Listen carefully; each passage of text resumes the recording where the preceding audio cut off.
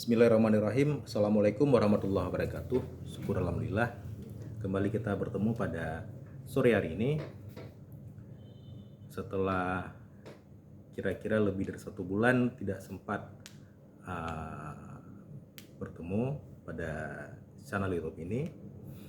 Kali ini kita mencoba untuk mengulas satu isu yang sedang hangat-hangatnya, yaitu terkait dengan masa jabatan kepala desa 9 tahun.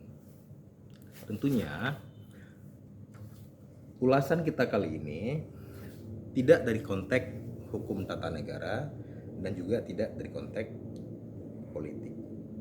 Namun, kupasan kita hari ini akan melihat atau menganalisis dari sisi sasaran strategis rencana pembangunan.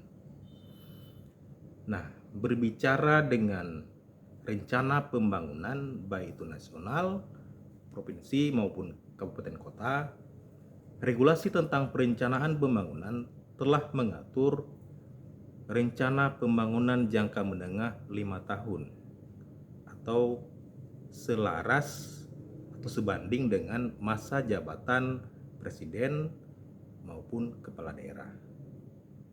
Nah, konteks masa jabatan kepala desa yang selama ini 6 tahun sebenarnya sudah berbeda dengan masa jabatan presiden maupun kepala daerah. Nah, artinya kalau kita tinjau dari sisi program pemerintah melakukan pilkada serentak, pemilu serentak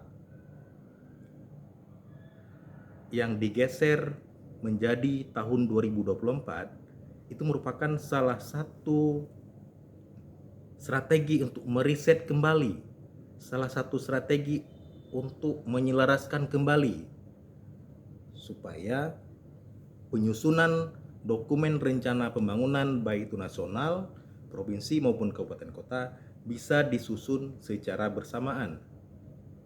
Di mana selama ini RPJMD itu juga harus diselaraskan dengan RPJMN. Kemudian adanya penyelarasan juga dengan pemerintahan daerah tetangga. Nah, di sini saya melihat apa salahnya kalau pemerintahan desa itu juga disamakan masa jabatannya menjadi 5 tahun dan bahkan juga diseragamkan masa pemilihannya, sehingga penyusunan dokumen rencana pembangunan mulai dari pemerintah pusat, pemerintah provinsi, kabupaten kota sampai dengan ke pemerintahan desa itu bisa dimulai secara bersamaan. Sehingga program atau rencana strategis pembangunan bisa dilaksanakan secara beriringan. Nah, salah satu alasan yang bisa kita lihat di sini, sumber dana desa itu bisa dari dana desa yang merupakan kucuran APBN. Di sini akan dilaksanakan tugas-tugas mandatori dari pemerintah pusat seperti kemarin pada zaman Covid, yaitu adanya dana BLT, bansos dalam bentuk BLT. Artinya ini kan merupakan contoh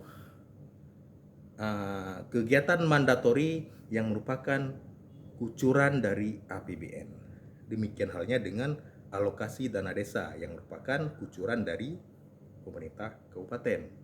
Begitu juga dengan dana bagi hasil pajak maupun dana bagi hasil retribusi. Nah, artinya konteks di sini saya bukan tidak setuju masa jabatan kepala desa 9 tahun, tetapi lebih melihat dari sisi menyelaraskan rencana pembangunan supaya bisa diseragamkan mulai dari pusat sampai dengan ke desa. Jadi demikian untuk sore hari ini.